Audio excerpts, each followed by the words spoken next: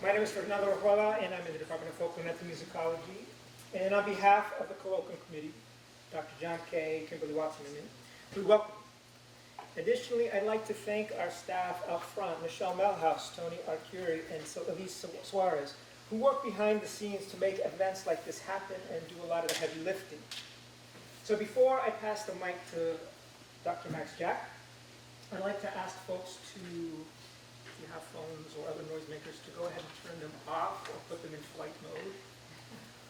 After the talk and after the Q&A at 5 p.m., we invite you to join us at the Atlas Ballroom, which is on 209 South College Avenue, to continue conversations with Dr. Jack in a less formal setting.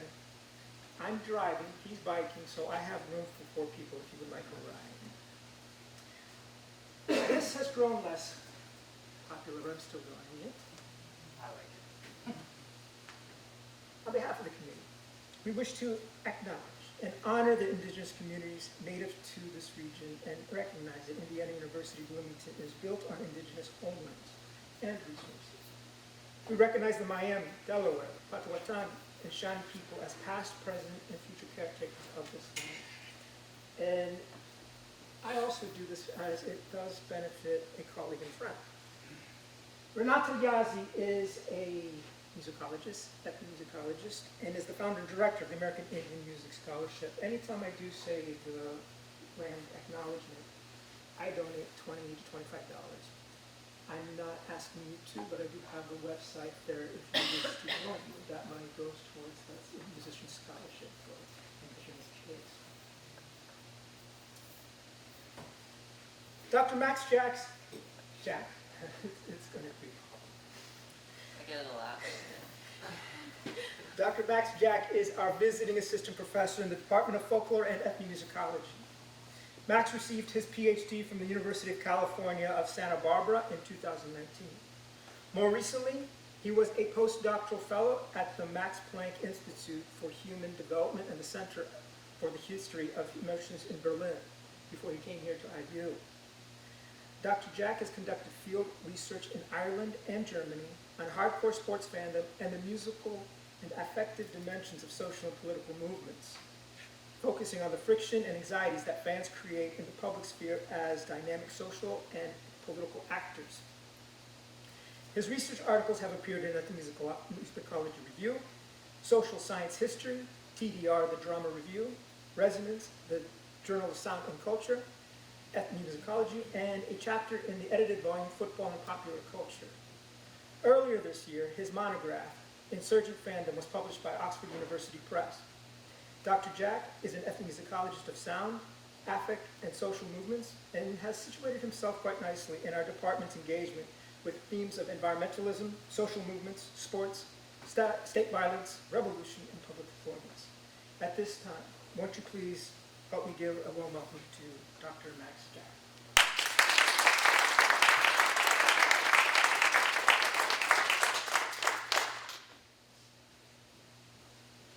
Thank you. I really appreciate the privilege to be here and to share my work with you. Just a couple things before I begin. First of all, most of the photographs that I use are photographs that have to do with Shamrock Rovers Football Club, my first field site in Dublin, Ireland. I did not take hardly any media, especially photographs or videos, at Union Berlin, which is like the focus of this particular case study, and for reasons of police surveillance. So photographs and videos were completely disallowed in the fan block. And while I was allowed to take sound recordings, that was still a little bit fraught as well. So I, for this reason, play media from other case studies to try to illustrate certain points that I'm trying to make.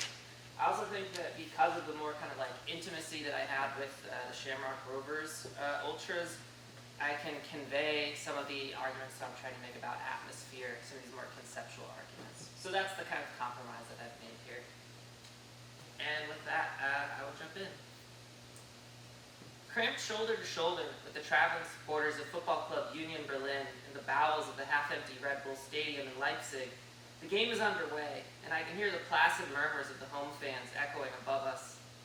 The most intensively invested supporters of FC Union, called Ultras, have coordinated with the rest of the thousands of traveling fans from Berlin to stage a boycott of the atmosphere for the first 15 minutes to protest against the then brand new football club, Red Bull Leipzig, a professional team created as part of the energy drink company's broader marketing strategy. In Germany, Red Bull Leipzig has become a detested symbol of the ways in which the logics of capitalism and commerce threaten the social life of hardcore football fans who prize consistent attendance and standing spectatorship. Seen as the cultural outcome of the commercialization of professional football, the home spectators in Leipzig are derided as plastic fans because they watch the match sitting down with a beer or some food. They don't stand and they don't sing. Positioned against the monetary interests and financial logics embedded in professional football, Ultra can be characterized as a transnational fan movement whose social life is built around the cultivation of atmosphere by singing, clapping, waving flags, and lighting illegal marine flares at every game. Representative of broad changes to social practice around professional sports, football fandom in Europe has veered towards softer versions of identification in which individuals predominantly consume televised matches and attend games only occasionally, achieving a more abstract and illusory connection with the club as a collective imaginary. For the vast majority of people who identify as football fans in Germany, a key component of participation and belonging comes through the acquisition of team merchandise, magazines, pay-per-view, and other subscription-based media offered by teams and professional leagues, all of which are oriented towards enhancing the collective consciousness in ways that are prioritized over consistent attendance. In direct opposition to the ways in which identity is increasingly sold and consumed through merchandising and the mediation of professional sport, Ultra is an attempt at separating fandom from consumption by redefining subjectivity through a radical dedication to participatory performance in the stadium. So I'll show you a quick example of kind of this ultra style of support. And this is at Wydad Casablanca in Morocco. I was lucky enough to go see a game there, but they don't make it into the book.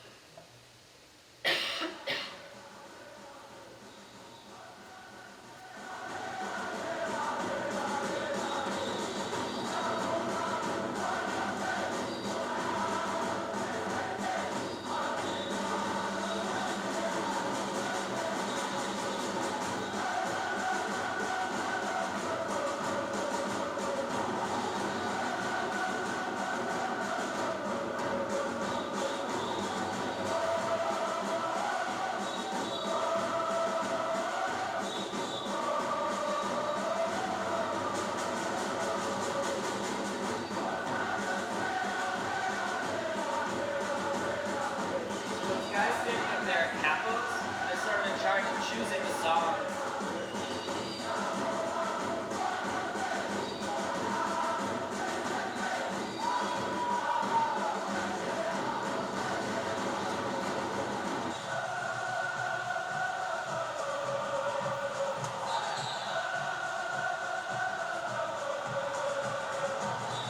Okay, so I'll stop it there. So hopefully you get a sense of like the performative aesthetics, right? There's certain continuity, right? You're supposed to be singing, dancing the entire 90 minutes. At the 15-minute mark, FC Union Berlin supporters rushed the guest sector. Firecrackers hit the ground with a flash, emitting two loud bangs that disrupt the game and reverberate throughout the stadium. The club may be fined by the German Football Association, or henceforth the DFB. They're the Germany's football governing body, essentially. They may be fined by the DFB for this, and the riot police surveilling the away sector will be looking to arrest the culprits after the game is over. The guest sector has seats, but the ultras remain standing. Kernchen sets up his bass drum and looks to Fabian, the capo, who faces the crowd to lead chants. Observing his surroundings and the rest of the Union fans, the capo judges the current vibe, the demeanor of the participants, and the proceedings on the pitch when picking songs. Sonically overpowering the home spectators, thousands of voices cut across the crisp night air, echoing across the stadium while bouncing to the tune of White Striped Seven Nation Army. And he's saying, "Alle Bullen sind Schweine." So he's saying all bulls are pigs, but in German, bulls also translates to cops. Normally aimed at the police, the lyrics take on a double meaning as they're redirected toward the fans of Red Bull Leipzig at this moment. This is not the first, nor will it be the last protest against Red Bull. Ultra groups from across the country have found inflammatory ways to publicly express their disdain, often resulting in punitive measures from the DFB due to the unsportsmanlike nature of their content. Exploring the role of atmosphere in the context of soccer fandom, in this talk I examine the ultras at Union Berlin who see it as their job to drive crowd participation in the stadium and the surrounding urban space. As the most intensively invested supporters of FC Union, the ultras bear contradictory classifications as culture bearers of the team while simultaneously being labeled by the state and the DFB as problem fans that discredit the safety and professionalism of the football clubs they support. In response to the ultras' coordination of crowd performativity in and around the stadium, an assemblage of competing governing apparatuses have intervened with an interest in alleviating risk and potentially inflammatory dispositions of the fans. In contradistinction to a Habermasian style of rational critical discourse, atmosphere stands in as an affectum realm of sociality through which ultras engage in an alternative performative stylistic of public commentary and critique, that which is perceived as deviant because it deconstructs individualism, interiority, and reason as assumed traits of liberal democratic citizenship. I want to take a moment now to articulate the primary argument of my book, that the ultra style of crowd action and the process of atmosphere making is a politicizing social process and exploratory terrain that further radicalizes fans from public opinion and the state through the alternative social possibilities it enables its participants to imagine and implement. The myriad conflicting strategies of various state apparatuses that aim to mold ultra-subjectivity and manage affect in public space construct a mutually constitutive and antagonistic interrelationship between hardcore fans and the state, which radicalizes and isolates them further. Atmosphere was central to social life at FC Union. It was the terrain that motivated the ultras' primary activities in the bloc and was a key factor which inflamed public anxieties around their behaviors. Atmosphere foregrounds the sensory nature of lived experience. It hinges on the notion that bodies are not separable from their environments, animate and inanimate, and further, that event and milieu are co-generative, to quote Aaron Manning. In short, environmental and subsequently sensorial aspects of human experience influence the interpretation of scenarios and potentialities of action. The roots of this idea aren't necessarily new to ethnomusicology or sound studies. Stephen Feld posits in his formulation of acoustomology that subject, sounded practice, and environment exist in relation to one another. But acoustomology does not dismiss the role of the other senses in influencing human experience, instead acknowledging the interplay of the senses in and out of positions of perceptual dominance. Along these lines, atmosphere opts not to disentangle music or sound from broader affective ecologies, and instead places them in relation to one another. While the relational nature of subject formation is an overlapping starting point with acoustomology, atmosphere places a focus on the body's capacities to act and be acted upon, and the relationship between feeling and action toward influencing particular outcomes. If acoustomology conceives of sound as a way of knowing, then atmosphere can be differentiated as a way of knowing through feeling. Always in flux as it pertains to the distinctive nature of each encounter, atmosphere can be characterized by the overlapping and competing relationships between affect, emotion, ideology, and space, making the mood or the feel of a place as that which, quote, fundamentally exceeds an individual body, and instead pertains primarily to the overall situation in which bodies are entrenched, to quote Friedland Riedel. Music in particular underscores the malleability of atmosphere, influencing the dynamic and shifting vibe of a place, what actors are doing, and how their demeanors change in time. Moreover, music can attune or polarize actors, changing scenarios and influencing outcomes, thus emphasizing the fluctuating capacities of the body at any given moment, what it is wont to do, and what it is capable of. In this way, ultras engage in musical practice as a way to, quote, actively recruit and deploy distinct sounds or musical patterns to make themselves or their listeners feel in a particular way, to quote Denise Gill. Musical expressivity highlights the crowd's capacity to fine-tune atmosphere and alter the body's capacities to act, while simultaneously sparking anxieties around public safety and instigating the mobilization of diverse and conflicting government strategies to manage it. Sound also helps to underscore the intersubjective nature of atmosphere, and that its vibrational qualities are inseparable from the experiences of the body in any given space. In short, sound is intermaterial because it's vibrational, meaning that the physical qualities of sound are key toward attuning actors and enhancing the ambiance of particular environments. The sound of the drums reverberating in one's lungs and the concrete terrace flexing under the stress of the crowd's rhythmic jumping de-individuate as participants. The physicality of participation, the burning muscles, the lightheadedness from singing, the surge of adrenaline marked by the white-hot crack of a flare and burning gunpowder, enhances the shared nature of physical experience that is essential to atmosphere. From this perspective, the assumed boundaries of individual identity and agency are not clearly demarcated. The ongoing process of participation and performance over time contributes to the subjective becoming of its participants, which undercuts core notions of the modern subject specifically pertaining to individuality as the foundation of the liberal democratic imaginary. Through crowd action, I'm suggesting that there's a connection between the emotive and affective extremes of atmosphere and the making of alternative subjectivities, which have the potential to coalesce in the form of social and political movements.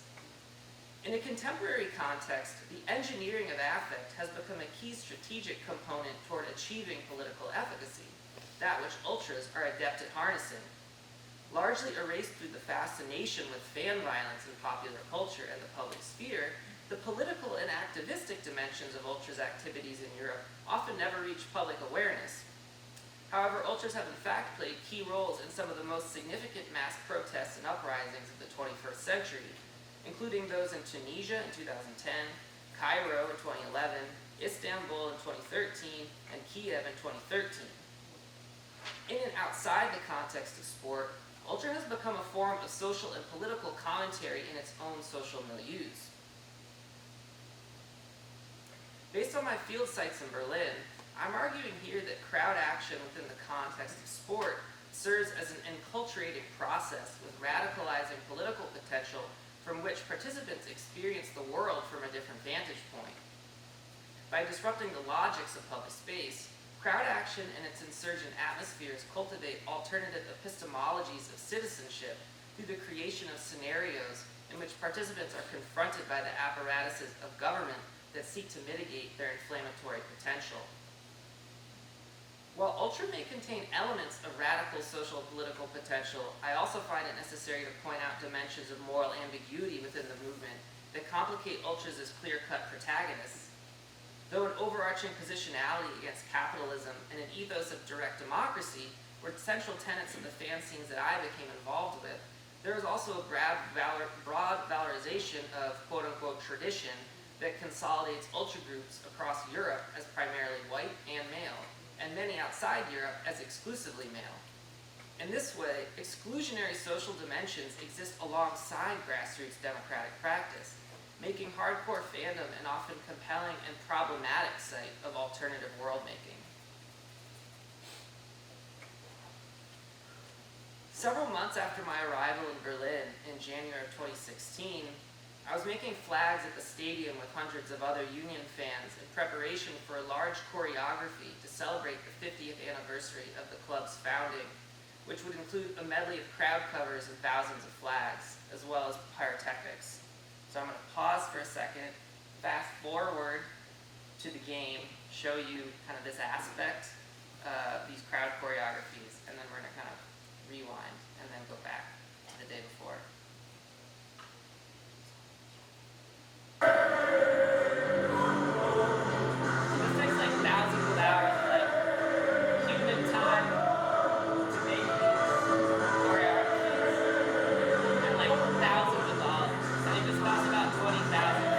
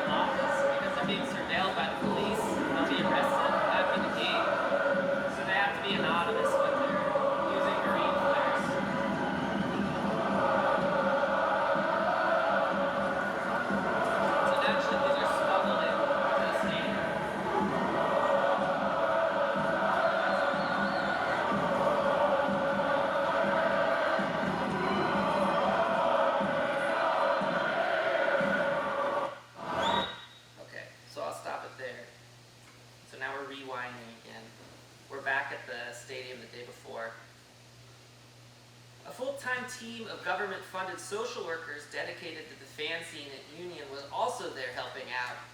It was their job to provide advice to the ultras and help them navigate the lifestyle they were choosing, along with the risks that came with it. The federal police were surely preparing as well. The game would be classified as high risk due to the significance of the occasion and the pyrotechnics that would be smuggled and used in the stadium. The risk for ultras is high. Getting caught for lighting flares or even writing graffiti results in arrest, a fine, and up to 3-year ban from the stadium issued by the German Football Association. Meanwhile, police collected information on individuals in the fan scene, compiling profiles of the ultras in regional and federal databases as a means of combating the groups over time. And they would share this information between different local police municipalities. And this also created a pretty intense paranoia and insularity. It's kind of a key aspect of that, more the social ramifications of that surveillance. After finishing making flags at the stadium, I walked back to the subway with a few young guys who had also been helping out. I talked with one of them on the train down to Köpenick, the neighborhood where the stadium is located, and he happily introduced me to the rest of his friends, offering me a swig of lukewarm rum and coke. As we waited in the January cold, the train pulled onto the platform and we walked on together, heading to the back of the car. About to sit down, one of the guys took out a graffiti marker. Quickly and naturally, he wrote on the glass of the window in large stylized lettering, FCU, Football Club Union. Other passengers, tired and presumably headed home from work, looked on in silent judgment as trails of ink from the marker slowly dripped down the window pane. The boys talked and laughed comfortably, creating their own bubble of security that seemed to deflect the tension that extended throughout the train car. Often an anxiety-inducing and disruptive presence in train stations, rest stops, and on the streets, the performative divergence from everyday affects is key to the friction that ultras create in public spaces, that which subsequently instills competing institutional desires to manage them. The aggressive and invasive qualities of participatory performance attribute a regressive kind of masculinity to the crowd, which seemingly lacks reason or restraint. Drawing from Dipesh Chakrabarty, Amanda Weidman notes that the modern subject is constituted by a tension between one's interiorized desires and public reason, but collective participation and subsequently atmospheric production in the context of ultra do not work this way. With a primary interest in modulating atmosphere, behavior and decision-making are affective, motivated by public displays of passion that feed back into the ongoing performance of the crowd. In this way, the crowd operates on a different logic of cooperation and socialization that is based on relationality and emotive feedback rather than a distinctly interiorized version of self. Because crowd action operates outside modern forms of rational critical discourse in ways that convey traditionally masculine tropes of strength and militance, ultras provoke fascination and fear in the public sphere pertaining to mass affect as a type of public deviancy. Dilip Gamkar argues that, quote, within the liberal imaginary, the individual is the bedrock of social ontology, moral responsibility, and economic calculation, and the crowd jeopardizes all those invaluable assets, end quote. Strategies aimed at managing violent outbreaks at sporting events allude to the local government and police's fear of the crowd, that there is in fact something illiberal to it because it leads to the, quote, disillusion of the individual. Moreover, ultra overtly positions itself against the cultural logics of capitalism as a response to the ways in which consumption has become a contemporary means of expressing cultural identity and belonging. Inside the stadium, the professional sporting event itself has been increasingly shaped to maximize revenue, which due to factors such as rising ticket prices, weakens social cohesion and collective organization by making it increasingly difficult for fans to attend every match, which is the whole key to ultra fandom. These trends toward the commercialization of professional sport constitute a change toward fandoms that place sport as a form of leisure and entertainment and threaten the existence of the communities and relationships formed through consistent attendance. Drawing a binary between crowd participation and consumption, ultras reject the normalized aspects of fandom that rely on spending as a critical component of fan praxis and identity building. In contrast, The cultural milieus established by ultras can be compared to what Davina Cooper describes as everyday utopias. Forging collectivity through the social alternatives enabled by crowd action and atmospheric production, ultras don't seek to change the institutions that govern professional sport. They exist in a double bind. They're defined by their overt and public rejection of modern sport, while, quote, creating the change they wish to encounter, building and forging new ways of social and political life, end quote. At the same time, ultras' cultural capital and affective labor are monetized by football clubs, professional leagues, and TV broadcasters as an experiential component of the sporting event as spectacle. Simultaneously labeled as problem fans, the professional sporting event relies on a contradictory disposition in its ideal fan, a deeply passionate and invested subject that is also supposed to be a tacit and compliant consumer of sport as a leisure activity. My point is this. Ultras, and fans at large, have literal representational agency within a sport that they see as theirs.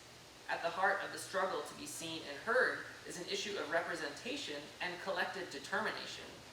These performative acts gesture towards a defiance and contempt that Dick Hebdige once called an expression of simultaneous impotence and a kind of power, which result in the buildup of governing bodies and prevention strategies that compound fans' near militant investment in the local. Crowd action could also lead to more explicit forms of protest as well.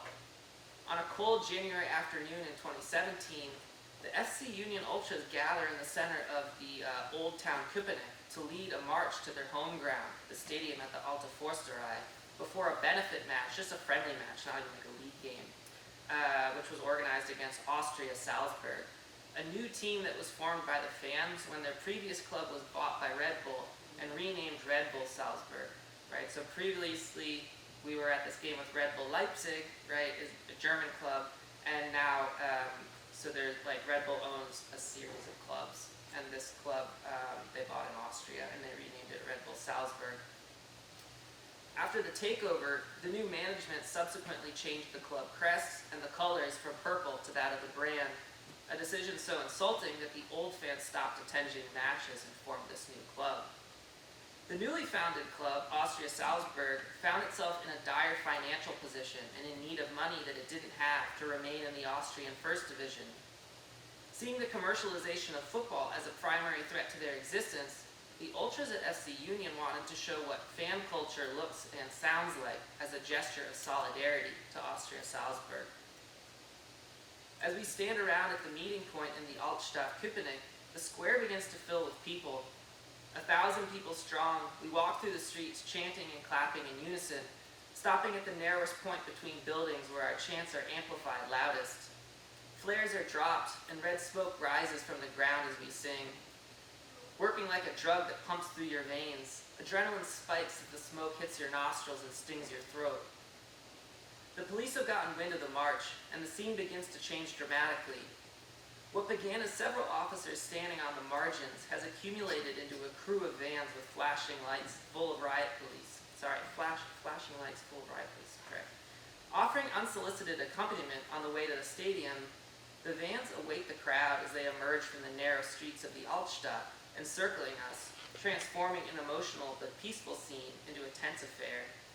A standard maneuver, the police segregate and contain the crowd, using officers' bodies and vehicles to create a barrier between us and the surrounding public. Fists are raised in the air. And never forget, Eisern Union, Eisern Union, Eisern Union. The heightened ambiance on the streets becomes increasingly combustible as the sonic vibrations move through us, creating the intimate and anonymous experience of being touched without being touched, to quote Suzanne Cusick. Suddenly, there's a commotion ahead of me. At the edge of the stadium parking lot, something's happened. People are running away with pepper spray in their eyes, and the paved expanse in front of the stadium transforms into a battleground. The riot police have their batons out. Bottles become weapons. Many fans run away, but the ultras hold their ground, covering their faces with their scarves to avoid identification. Dressed in armor, the riot police have a physical advantage, but in this situation they're outnumbered and are eventually surrounded by the ultras. I feel a momentary pause in which the police are crouched together in anticipation with their batons and shields out. They're huddled into a tight circle as the crowd forms around them, and it's in this moment that the police are at the ultras' mercy. Their fists are raised, and many begin shouting in English, "All cops are bastards, ACAB." And then they walk off and go into the stadium. Environment ruptures routine and opens up public space for collective improvisation. In this way, atmosphere is fluid, never static, contingent on the physical space and the actors within it, wed to the politics of the particular moment. The ultras act as a group, collectively adapting to situations in real time, strategically modulating mood as the situation changes. If affect propels action, then ideology is underscored and viscerally experienced through the sonic and visual spectacle of bodies moving in tandem, fists pumping in unison to the rhythm of "All cops are bastards." It is in such situations where histories of lived experience justify radical action. "You see, this is what they want," said Ali later. "They wear their body armor, they wear their masks, they look forward to football games. They want to beat us, they want to break us, so we resist." Resistance, however, does not necessarily entail physical response, but also restraint and calculation. The ultras' use of atmosphere has a communicative and ideological directive to operationalize mood. To chant forcefully that "all cops are bastards" is to apply a motive force upon another, and it is to know through feeling that, as Vico put it, we are powerful and you can't break us. More than performing resilience, ultras operationalize mood in order to alter outcomes. After entering the Alta Forsterai, spirits had reached a new low. "We thought about things and some people didn't want to sing, but I said we need to sing," Ali said. "We need to be the winners of the situation." The parameters of action and power did not change through the course of the march of the game, but rather atmosphere was altered in a way that allowed the ultras to regain emotive leverage. The perceptions surrounding the outcome with the police had changed. Intermittently throughout the match, the stadium rang out with chants against the police, "Alle Bullen sind Schweine," "All cops are pigs." The police watched from the margins, and this time everyone knew who the chant was for. And just so you know, I have some conclusions, but then I have a coda, so just so you're all prepared. You're like, this is early. Atmosphere cultivated and modulated by the crowd is my attempt at positing a different way in which affect, sound, and power manifest in public space, reflecting the discrepant stakes and ideologies of the actors that move through it. Made apparent by the fan march and the many divergent media reports that came out in the following days, atmosphere illuminates the ways in which heterogeneous experiences converge and compete with one another all at once. At my field site in Berlin, these divergent interpretations around crowd action from ultras, the DFB officials, or strangers in the street often created a harsh climate in which multiple and often conflicting strategies of governance were geared towards managing the dispositions of the hardcore fans. Rather than dispel dissidents, I'm suggesting that tense atmospheres created in part through the government's attempts to manage affect have served to consolidate subversive ideology and have in fact lent it momentum. Within this feedback loop of entrenched positionalities, ultras agency hinges on the cultivation of coordinated action in public space and their strategic use of music as a means of impacting mood. In essence, ultras change the affective capacities of participants and their emotive perceptions around a scenario. As Ali was quick to remind me, if we don't sing, then they've won.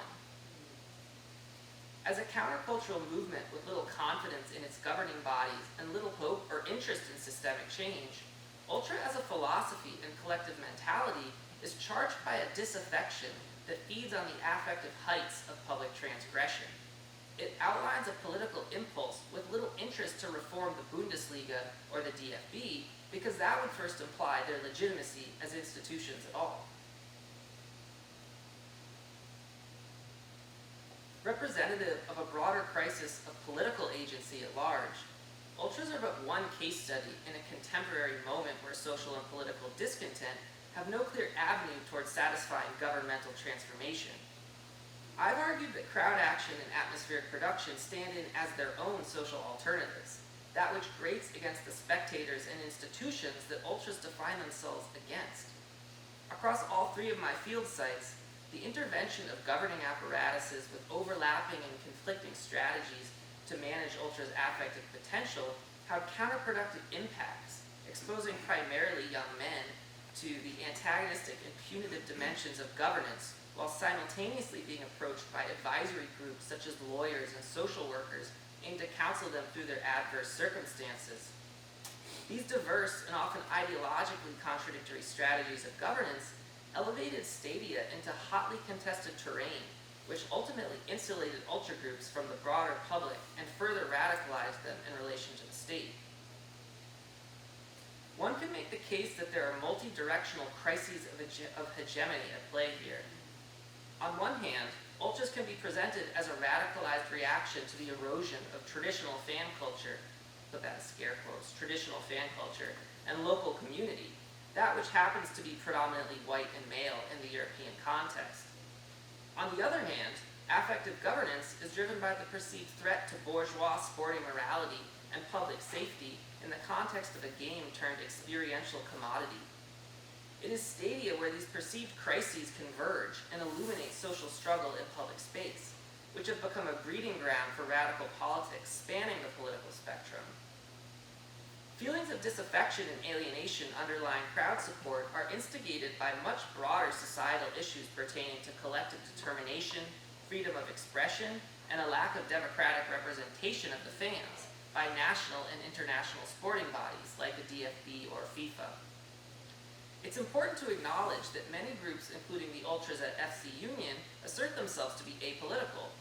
Yet issues of capitalism, governance, and abuse of power were central to each group's coordination of crowd action and their willingness to break the law through the strategic use of flares and graffiti. The struggle over the right to public space, who it supposedly belongs to, and how it's used lies at the heart of ultra fandom, as well as the governance of public affects, creating a charged socio-political environment in which some of the most pressing issues for the hardcore fans have little to do with match results. Observing DFB officials schmoozing in VIP press boxes while fans occupy the standing terraces below, Ultras Dynamo of Dresden publicly compared the gulf separating the DFB and its fans with the expanding gap between the rich and the poor as a salient feature of contemporary life. The very same statement which Ali, the capo at FC Union, posed to me during our interview in Berlin. Ultras publicly push back against the governance of public affects and subvert hegemonic expectations of liberal citizenship, in part because the romance of these ideals fail to live up to their democratic promise. Articulating itself onto both ends of the political spectrum, critical awakenings through crowd action's friction with capitalism and the state lend the ultra movement an activistic propensity, which Dino Numerato calls the football fan activism complex, citing fans' diverse modes of political mobilization in and outside of the sporting context. It is ultras' belief in professional sport as a community asset which elevates stadia into contested terrain, forcing the politics of professional sport out into the open. Attuned to the ways their capacity for mobilization is perceived as a threat, ultras insulated themselves from potential informants and developed strategies to avoid punitive measures imparted by the judicial system.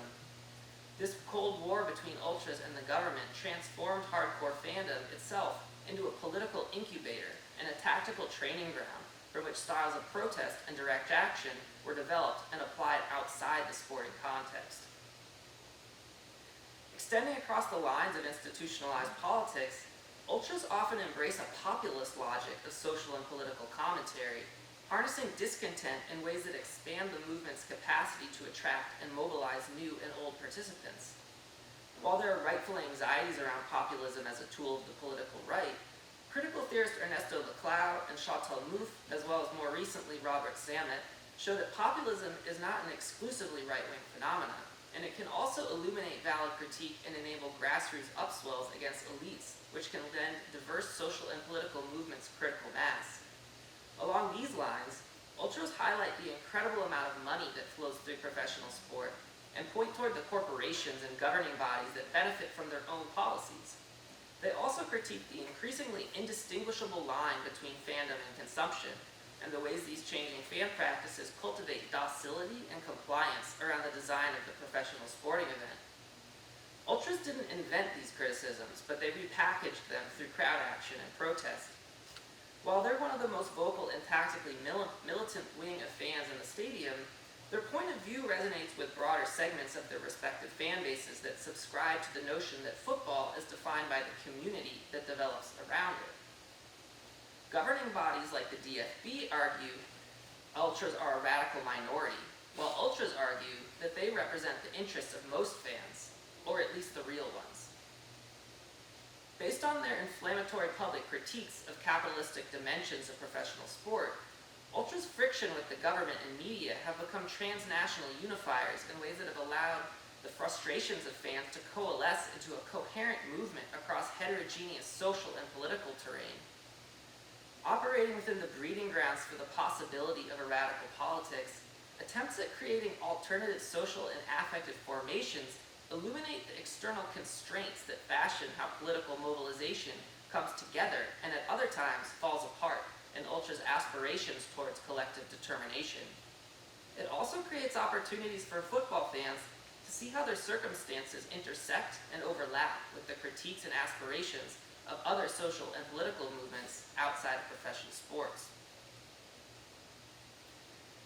The radicalizing dimensions of hardcore fandom and its hostile environments make participants' transitions into other social and political movements a relatively seamless one in our contemporary moment of widening disillusion with liberal democracy.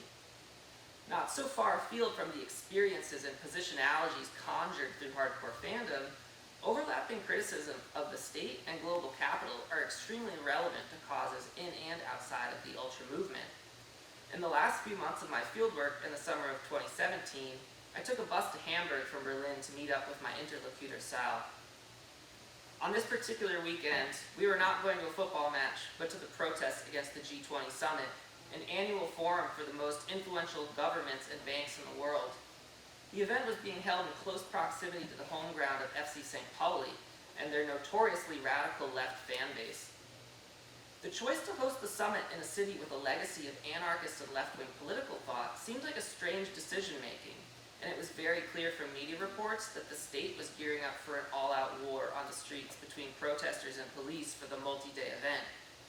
Thousands of riot police were being shipped in from across the country in preparation for a heated environment in which physical violence was not seen as a possibility, but more of a presumed outcome.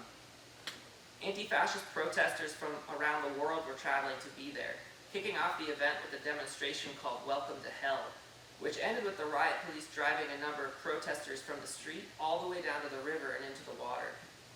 Many anti-fascist ultras were there too. I heard Ultra St. Pauli had shown up for the march on the first day, and I saw another ultra from Ultras Hapoel Tel Aviv who had come all the way from Israel to Hamburg. Sal had just recently moved there, so his friends from Deviant's Ultras in Munster crashed with him in the evenings before marches and other events. Of special significance to protesters was the Schanzenviertel, a neighborhood located precariously close to the Hamburg Congress Center where the summit was taking place. The site of several squatted buildings, the Schanzenviertel had a gritty punk aesthetic and a history of far-left political activism, whose cultural capital had ironically contributed to the gentrification of the neighborhood over time. Much of the gritty aesthetic remains though the political flair of many of the older inhabitants do not, with graffiti and stickers covering every building and the bathrooms of every bar. By Saturday night, we're standing in the streets with thousands of others in a barricaded territory that's been claimed by protesters. Streets leading into the neighborhood are blocked by flaming debris in order to keep the trucks, vans, and teams of riot police out. Standing with Sal and the ultras from Deviants, we drink beers in the street while watching Black Bloc protesters break into a supermarket chain and re-emerge with a pallet of peaches, handing them out to passersby. We spot a SWAT team standing on the roof of an apartment building, dressed in camouflage with automatic rifles. Meanwhile, the police vans and water cannons accumulate several blocks away outside the barricades as other protesters throw stones to keep them at bay. Flames, smoke, and the vandalism of corporate property add an edge to a block party atmosphere. Kiosks selling beer and snacks are open, and the streets are packed. not keen on getting arrested and brought to the specially constructed detention center made by the state for protesters, we eventually exit the barricaded zone late in the evening to get some sleep before joining more marches the next morning. I'm not sure at what hour the barricades were broken, but almost as if nothing had even happened, police presence was re-established in the Schanzenviertel by the time we returned in the daylight. This moment is neither an end nor a beginning. Crowds coalesce, fall apart, and come together again. The affective pulse of assembly, its conjuring and reconjuring, provides the crucial socializing capacities that make political action possible across the differences of its participants. It's for this reason that I conclude in the streets, where contemporary fans have reapplied their skills toward political mobilization in places like Hamburg, Turkey, Egypt, and Ukraine, in the process colliding with and illuminating the terms of order that extend past sports and structure the everyday. An ode to disorder, this process of public rupture and collective imagination gives participants a glimpse of alternative social and political formations outside the narrow confines of conventional politics and government, showing us that they can exist again if only we're willing to create them. Thanks.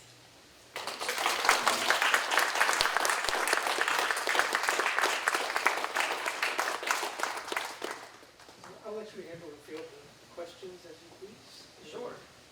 I don't think anybody minds it. It's short. I don't think it's short. What's that? I don't think it's short. You said it was. Oh, it would have been short, I think, but with the code events. Just right. So floor's open for some questions. I don't even know where to begin. There are a lot of questions, but could you say something about song texts? Could you say something about song texts, number one? Yeah, for sure. I mean, I think there's you can kind of classify them into different categories even. A lot of them have to do with the neighborhood and the imagery. So a lot of that is tied to a certain vision of locality and experience. It depends on also where you go. In Ireland, I felt a third of the chants were all directed at antagonizing opposition supporters. So that would be kind of its own, arguably its own category of chants. In sort of cultivating these certain kind of hostilities between opposition fans, which isn't something I talk about too much in this particular paper. And then maybe the third would be actually chants without any lyrics at all, which is sort of the most ultra style, arguably, where it's really just completely melodically based. Vocables? And it's Would it be sort of vocables or what? Yeah, vocables. And it'll be very much groove based. So it's all about length and groove as opposed to a snappy set of verses or something like that.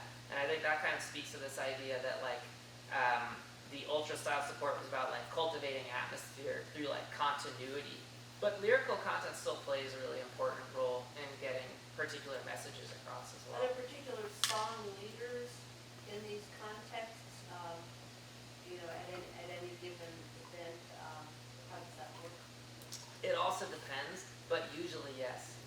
And they're called capos, and their kind of leadership role is usually based on evaluating the context of a particular situation and judging based on the context of that situation what song would be most suitable for this particular moment, right? That might mean sending a very particular message, and that may also mean boycotting, right? In the beginning, where they're saying we're going to show you what it's like when we're not here, right? Just so you know how shit it is without us.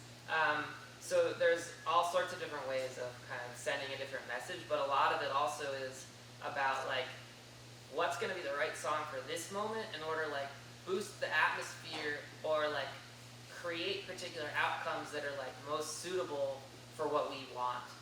In the very most basic sense, ultras will say that the cultivating atmosphere is about influencing the results of the game on the pitch, right? But that's sort of the most superficial answer, and once you kind of scratch that away, right, there's kind of a lot of layers in terms of the expressive capacity and dimensions of crowd atmosphere. I just have one more, I'm sorry. You had said that the ultra contingency was mostly white and male, is that being eroded at all, or are there comparable situations in which you find people of color, women, or immigrants? I think like Union Berlin was a place that was like troublingly homogenous, but because of my other field sites, there was a lot more like concern for diversity. One of my field sites, which was also in Berlin, was with a more explicitly anti-fascist and like politically left-wing, politically oriented group. And they had 5 women in a group of 25, and they kind of, they probably wouldn't like me saying it like this, but like they had a desire for diversity but didn't quite know how to get it. You know, it's like a lot of institutions, right, that like desire a certain diversity but then like reproduce a lot of the same like power dynamics that they're trying to mitigate. So you could draw a very rough parallel with that. Thank you. Yeah. Hey, so in that case, I'm curious, how does like heteropatriarchal understandings of masculinity and nationalism inform, or maybe not inform, the ways that people are interacting with one another at these events? Yeah, I think it really depends on the groups. I think that it was oftentimes in the ways that the crowd expressed itself was often through very like hyper masculine like tropes, right? That would like read as hyper masculine. So I think that already is like creating certain boundaries for inclusivity and exclusivity in terms of not only like different representations of like what masculinity might be, right? But then of course along like racialized lines and lines of like sexuality, sexual orientation, that kind of thing as well. And so I think different groups have really different mindsets about how they might be or might how much they might care or not care about inclusivity.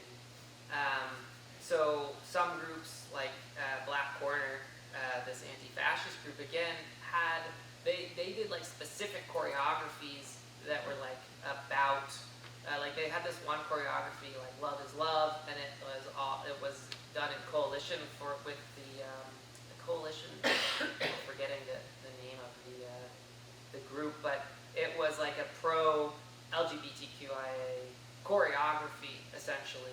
It had like nothing to do with the team. It just said "Love is Love" at the bottom, and it had 2 sort of male silhouettes, like male reading silhouettes, kissing, and then 2 female reading silhouettes kissing. So they were like really trying to incorporate a certain like politic of equality into the arena, right? But I'm also, don't want to take a stand that like an uncritical stance on those attempts, right? That may also reproduce certain like heteronormative tropes. And I think that was something that they were aspiring towards, but ultimately was something like often in these cases of trying to create sort of the socio-political environment that you want, right, that you oftentimes wind up reproducing certain marginalizing dynamics at the same time. So I think that would be like a realistic portrayal of Black Corner, that particular group. Other groups, not a concern. Just not, at all. So it just depends. And I think maybe just to like add one add-on to that, like ultra fandom is a style of fandom that spreads across 6 continents, right? So there's a really heterogeneous, like within this particular philosophy of like fandom, the culture of like it's very heterogeneous, right? So you could have groups that are fascist, you could have groups that are anti-fascist, and so like the politics, it's like are different in every single space. Yeah. So you were talking about social movements and these guys being drawn into it. That little dabbling into ultra work I did with Andrew Gilbert in Bosnia, I mean, the thing that really stuck out to me was that the ultras were pretty much being used as bodyguards and enforcers in a lot of social movements that were starting with other groups. Sometimes they were being called on to come join in, and sometimes they were just like, oh, those guys are going to get pummeled by the police, we need to get in there. We're the only ones in town who have experience fighting with the police all the time. Is that something you see in a lot of these other places with kind of social movements that the ultras are drawn into? No, specific experiences. That strikes me, I think what's interesting about like ultra stuff is there's not a lot of really like reliable information. And that's why ethnographic research I actually found was like really crucial towards like understanding what was actually going on because of like the distortions by media. So that has been also my understanding of like the political utility of ultras in the Balkans strikes me as like quite unique. So I've never seen that in Germany or in Ireland, for instance, but I have read about that before in the Balkans. So that does feel like a feature of the Balkans. But I do actually really try to be pretty careful about like speaking about scenes past my own ethnographic research because of the ways that ultras are oftentimes really kind of distorted and misrepresented in more like journalistic mainstream contexts or in popular culture. So it's like very hard to know what you can decide is accurate and what isn't. So I do try to be like careful about claiming expertise outside my own field sites. Yeah. So on the off chance that players would transfer clubs or sort of move about different leagues even, I guess what would you say that so my understanding is that the ultras are super supportive on the grassroots. Is it like do they care about individual players at all, or is it purely team dynamics? Or do they care if someone leaves the club or does something sort of against their own mindset of what's good for soccer? Yeah, I feel like so many of my answers always are beginning with it just depends, but I would say like broadly speaking, like in Germany, I feel like they like ultras almost never were talking about players or even the results of the game. Like it was like when I was at Union Berlin, like Union Berlin now is actually like incredibly successful. They're in the first division of the Bundesliga, but when I was there, they were in the second division of the Bundesliga and like mid-table, and like nobody talked about the game, nobody speculated about the results, and nobody talked about it afterwards either. It was like very like secondary to just like the kind of social life of the group was really the focal point. But like for instance, in contrast, like in Ireland, it was very, very different because the team dynamics and like the ins and outs with the players were like crucial aspects of how the ultras wound up making songs and like trying to influence the outcome of the game. So like there was like no holds barred in terms of like saying and singing just about anything to get under the skin of players, like opposition players. And if you would like leave the Shamrock Rovers and then join like Bohemians FC or something, like that would be like, definitely, a very vocal aspect of the next time they play each other. And even at one point, they brought a pig's head and they threw it on the field because one player left Rovers for Bows. So it just depends. Yeah. Could you tell us a bit more? It's almost like I didn't catch your opening definition of who are ultra. How do they organize? How can they be both local and international? If you could just clarify for the ignoramuses. No, not at all. If you're asking, then I need to say it. I define ultra as like a transnational movement positioned against the commercialization of professional sports. And what they're doing is really classifying participatory performance as a way of asserting like local community and culture. An atmosphere becomes this metaphor for fan culture. It's like a totem of like the Verein, basically. So that is kind of the more transnational aspect. On the ground, they see themselves as a tight-knit group of people who are in charge of cultivating the atmosphere in order to influence the results of the game in their favor. So that means singing for 90 minutes, and that's sort of where like affect is interconnected on the transnational and sort of more theoretical level and the local level where they're hoping that like the mood is going to ultimately sway the game in their favor. So there is that sort of very purposeful, superficial aspect of influencing the results of the game, but then it's incredibly ideologically and politically motivated in relation to a kind of disaffection with like capitalism and like the cultural logics of consumption, if that clarifies. Yeah. I was curious about your position as a non-citizen in Germany and how does that influence your interaction with ultrafans? Man, the more I know about like German law, the more I think about things that I did, places I was that were very risky in terms of losing a visa or something like that. And so maybe it was a good thing I didn't know at the time. But I would say I was never put in too many positions in Germany where I was like, oh, do I have to do something illegal? Because they like kept me at an arm's length enough, you know, where I wasn't being like implicated into like that kind of activity that would have like really put me at risk. The risk that I was taking on was more under an understanding of these like situations, like with these kind of violent outbreaks and police violence and pepper spray. It was very clear that you could, if you're in the wrong place at the wrong time, you're just gonna be screwed. Or, you know, like there's just an element of luck or unluckiness that comes with that. And luckily I didn't get unlucky in that regard. Yeah.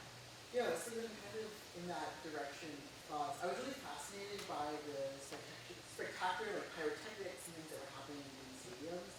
And I'm curious, you talked about the separations of class, like people that were like in like the general seating versus people that were in these like private seating. But for general audiences that were not part of the ultra, how does the consent process work for participating in these big spectacular displays? Yeah, so like at Union Berlin, for instance, it really was the terrace behind the goal was basically like the ultra section. So if you're standing in that quarter of the stadium, it's sort of like expected that there's this particular like orientation. They would even call them like the ultra oriented. So even if you weren't in the group, you were kind of there, you were supposed to sing and participate. But then like more of the like slightly like regular fans, like this particular stadium was unique in that 3/4 of the entire stadium was standing terrace. There was no seats. And that was really like important in terms of conceptualizing like traditional fan culture. Standing and not sitting kind of can't be underemphasized.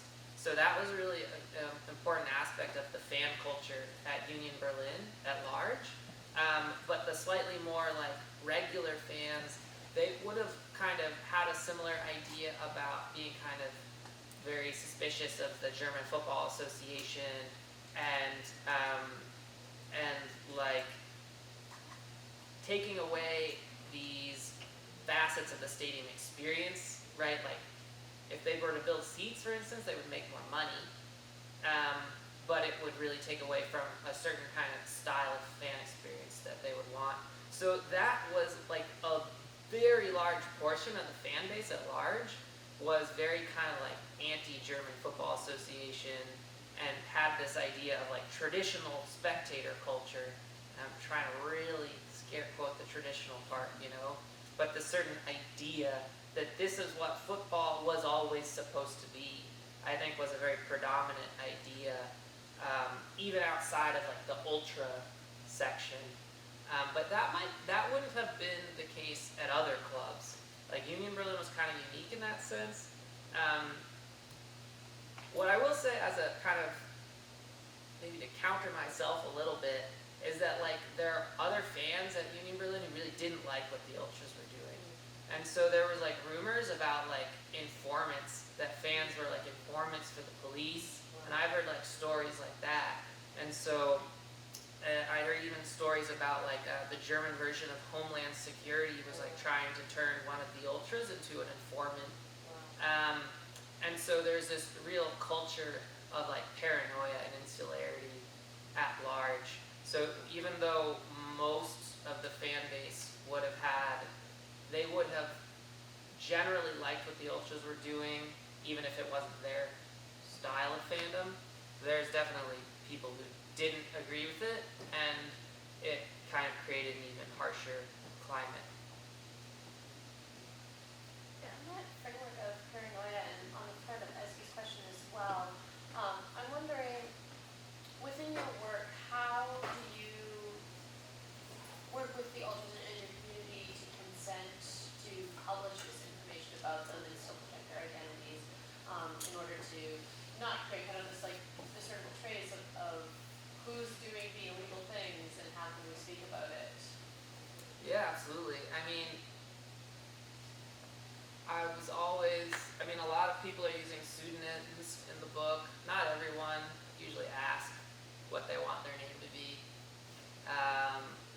And then, that's something that I was definitely trying to be very mindful of, was like not having the book do the work of the police. That'd be like really kind of sad and ironic.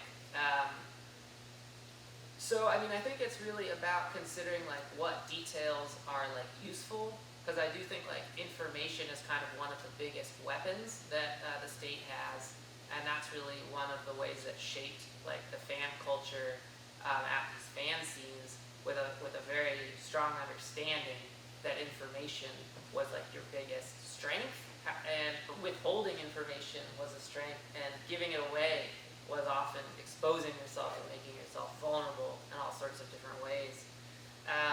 So I think most of the content that I talk about, you never know what information will be innocuous and then ultimately useful, but I really tried to think about, like, do my best to not include anything that was like most definitely incriminating, and a lot of people are, there's not too many people where you can identify them. Almost nobody, I would say, could you actually identify who they actually are. Yeah. Do you see clubs trying to get in on the ultra action? So I know at Manchester City, they will sell inflatables and flags specifically. They will distribute chants that they think are on screens that they think are more palatable than perhaps what the crowd normally do. As well as try to have this citizen program for Manchester City, where they try to even train people, especially for the women's team, where they get people in and have organized practice sessions and things like that. So they're really trying to sanitize the movement through engagement. I wish I knew more about what was going on in like the English Premier League now, because it's hard for me to comment on that. It's funny, I used to be an Arsenal supporter, a really long ago. But it's hard for me to compare in detail, other than what you're telling me. My sense is like, what gave the Ultras agency was their collective power, right? They were also like a valuable asset to clubs.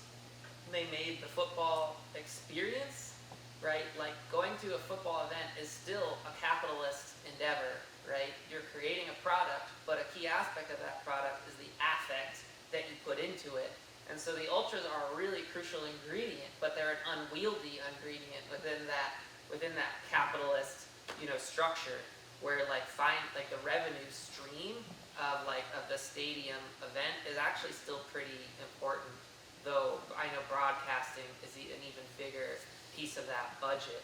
I would be very curious to see so there was the clubs recognized the Ultras' value, and a lot of it was implicitly it was just don't do flares too much, because they get fined. They get fined by the German Football Association every time, and it's pretty hefty fines. But the club understands their cultural and financial value, so they kind of are just don't do it too much. That's kind of the wink wink.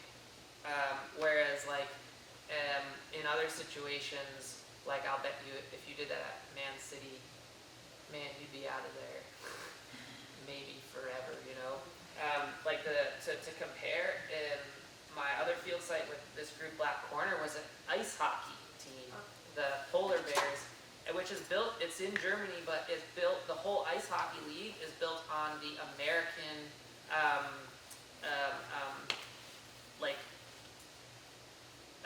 format of professional sports. So it was very clear, like, if you light off, like, pyrotechnics, for instance, in the Mercedes-Benz arena, man, you're never coming back. Like, so it's sort of a question also like agency and value, your perceived value and agency. So I know I'm sort of talking around in some ways, like your question, just because of my lack of knowledge about like the current state of the EPL. But I'll let you know because Shamrock Rovers are playing Chelsea in December, and I'll be going. So we'll see what happens. You want to take the last question? Awesome, very interesting. I'm really excited about this discussion. I want to hear a little bit more about the ultras' sense of how their crowd actions are contributing to political discourse at the state level in news media and also in the transnational level. Because, on one hand, these stadia are very public arenas for making what you're claiming are kind of anti-capitalist, anti-consumerist statements, but at the same time, there are all of these kind of maybe subaltern counter-public spaces like the block party that you mentioned, or sort of in the buses, or these sort of spaces, which again are kind of paradigmatically anti-democratic too.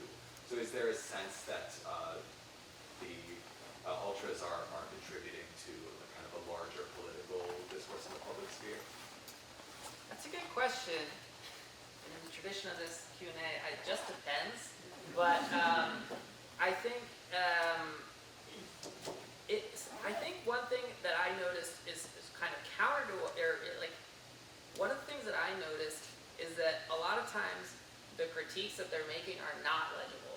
That they're not legible to a kind of mainstream political discourse.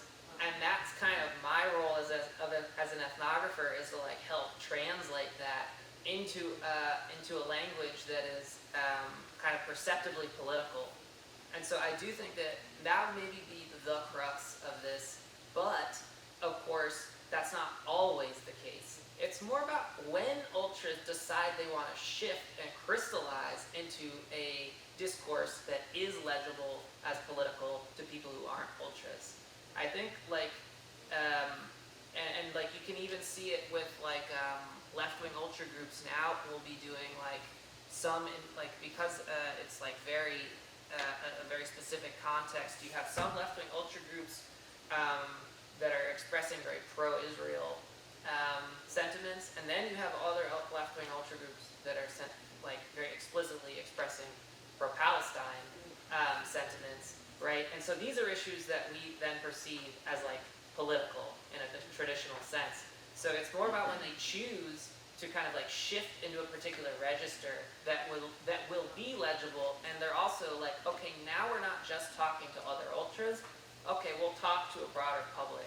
So it's about what publics they're trying to address is also part of when they want or decide to be legible. I don't want to kill the conversation because we do have you until 5. So if you wanted to do one more question, but otherwise, I do want to remind you that we are having drinks over at the Atlas, and it is the end of the week, and I could use a beer before I start writing papers, and my students do much better on the performance. But I'd be more than happy to field one more question if you want. If there's one more question on it. Thank you for the presentation. How willing were you to dive in as an ethnographer to the darker sides of ultra fandom, specifically right-wing, nationalist type, scenarios? Was that an area that you looked at seriously as an ethnographer, or were you focused on certain left-wing groups? But how were you doing the internet space? Yeah, I was intellectually very fascinated with right-wing groups. There was a team in Berlin, BFC Dynamo, which was the old team of the Stasi in East Germany, which then became really renowned